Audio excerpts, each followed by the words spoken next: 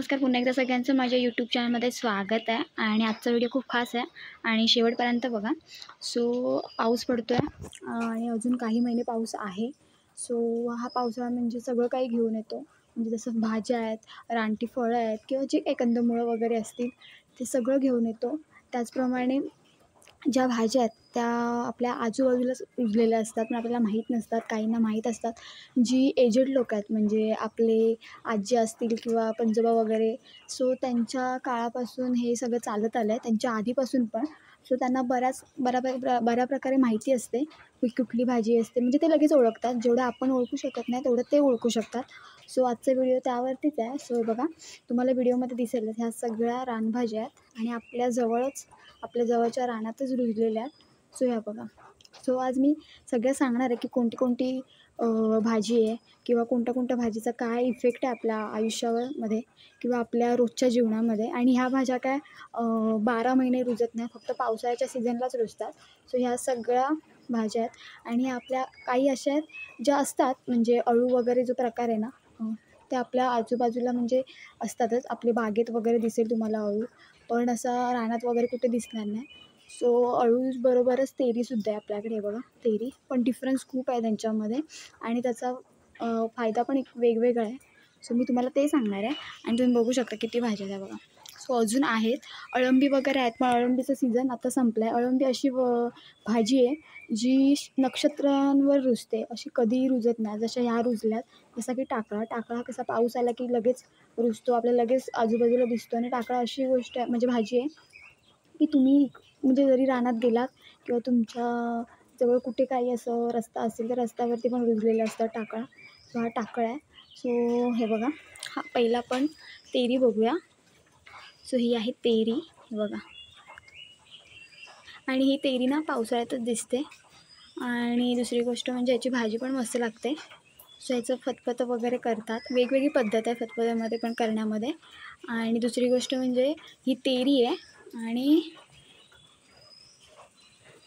हे आहे अळू. सो फरक तुम्ही बघू शकता, मी तुम्हाला दाखवते. सो ह्या दोघांमध्ये फरक बघा, दिसण्यामध्ये पण आहे. हा खूप डार्क आहे दिसायला आणि हा थोडा फेंट आहे. म्हणजे हा खूप हिरवा आहे, गडद असा. आणि हा फेंट आहे, हे बघा तुम्ही बघू शकता. आणि ह्याची भाजी पण केली जाते. अळूवड्या पण करतात, पण आपल्याकडे सध्या ह्याची भाजी पण करतात आणि जसं फतफत असतं तसं पातळ ते पण बनवलं जातं. सो ह्याला खाजसुद्धा असते. सो हे दिसते ना तुम्हाला, हे काढावं लागतं पूर्ण. ह्या शिरा वगैरे दिसतात ना, त्या सगळ्या काढाव्या लागतात. आणि आत्ता पावसाळ्यात ही भाजी खावी, कारण की आपल्या शरीरासाठी खूप चांगली असते. सो ह्यांच्यामध्ये पण बरेच फॅट्स असतात, प्रोटीन्स असतात ह्या शिऱ्यांमध्ये, ह्या पानांमध्ये. सो ही तेरी आहे आणि ही आहे अळू. हे बघू शकता, अळू आहे. सो हा डिफरन्स आहे याच्यामधला. आणि ह्या ज्या दोन भाज्या आहेत, म्हणजे ही अळू आहे, नाही हे अळू आहे आणि हे तेरी आहे. सो ह्याच्यामध्ये ह्याचं पण फतफतं केलं जातं. ह्याच्यामध्ये शेंगदाणा वगैरे टाकून तुम्ही कोणतंही असं कडधान्य वगैरे टाकू शकता. ह्याच्यामध्ये तुम्ही तूर वगैरे पण टाकू शकता, पातळ असा रस्सा वगैरे पण करू शकता आणि खूप छान लागतो. आणि ही वनस्पती फक्त, आणि म्हणजे ही जी भाजी आहे ती फक्त पावसाळ्यातच दिसते, तेरी. हे बघा, दिसायला पण एकदम मस्त आहे. सो दुसरी भाजी आहे आपल्याकडे कुरडू हा पण पावसाळ्यातच दिसतो. ह्याची पण भाजी केली जाते. पण कसं आहे, कोकणात बऱ्याच भाज्या आहेत, पण सगळीच लोकं खात नाहीत किंवा सगळ्याच भाज्या ज्या येतात पावसाळ्यात त्या खात नाहीत. जसं की कुरडू हा पण पावसाळ्यात येतो. आणि दुसरी गोष्ट, कुरडूला ना अशी वरती फुलं येतात व्हाईट कलरची, अशी तुऱ्यासारखी असतात सरळ. सो हा आहे कुरडू, बघा. हा पण ह्याची पण भाजी केली जाते, कोवळी एकदम, तुम्ही बघू शकता एकदम. आणि लाल असं तो लाल माठ वगैरे असतो ना, तसाच प्रकार आहे थोडा दिसायला. हे बघा कसं आहे. आणि कुरडू वगैरे आहे ना, ह्याच्यावरती मी मगाशी म्हटल्याप्रमाणे तुरे येतात व्हाईट कलरचे. ते जे तुरे आहेत ना, सो ते जे नवं वगैरे बांधतात, जेव्हा आपलं नवीन वर्ष येत असतं आणि नवं बांधतात घराला वगैरे, किंवा तुमच्या घरात ज्या काही वस्तू त्यांना जे नवं बांधतात, तर त्या नवामध्ये ते कुरडू लावलं जातं, म्हणजे त्याच्यामध्ये नवमध्ये बांधलं जातं. सो हा तो कुरडू आहे. आणि त्याच्यानंतर आहे आपल्याकडे टाकळा तर सगळ्यांनाच माहिती आहे. हे बघा, सगळीकडे दिसतो आणि काय कुठून आणावं नाही लागत आपल्याला. कुठेही गेलात तरी तो दिसेल, साध्या रस्त्याने गेलात तरी रस्त्याने पण दिसेल कुठेही. आणि ह्याचा फायदा म्हणजे काय, हा जो टाकळा आहे ना तो आपल्या शरीरासाठी खूप चांगला आहे, कारण जी आपली जी स्किन आहे त्या स्किनसाठी खूप लाभदायी आहे हा बघा. आणि ह्याची शेंगा वगैरे पण येतात. सो अजून शेंगा आल्या नाही आहेत, 1-2 महिन्यानंतर शेंगासुद्धा येतात. सो हे शेंगा पण खाल्ल्या जातात, त्यांच्यामध्ये पण खूप असे प्रोटीन्स वगैरे आहेत. सो हा टाकळा आहे. आणि कांद्यामध्ये पण ही भाजी म्हणजे कांदा वगैरे कापून वगैरे ही भाजी केली जाते त्याच्यामध्ये. सो आपला आहे टाकळा. त्याच्यानंतर आहे सुरण. मी माझ्या व्हिडिओ म्हणजे चॅनलवरती जे काही व्हिडिओ त्याच्यामध्ये सुरणाविषयी मी बरंच टाकलं आहे. म्हणजे सुरण हा जसं कंदमुळ आहे तशी त्याची जी काही भाजी आहे, म्हणजे जे वरून उगवतं म्हणजे त्याची भाजी, ज्या काही फांद्या येतात त्या फांद्यांची सुद्धा भाजी केली जाते. सो हा आहे सुरण. आणि सुरणचा मेन फायदा म्हणजे ज्यांना मूळव्याधा त्याचा त्रास आहे, सो हा त्याच्यावरती एकदम लाभदायी आहे. आणि ह्याला जे फूल येतं ते पण खूप त्यावरती म्हणजे काय म्हणतात म्हणजे कमी करतं. सो आहे आपला सुरण.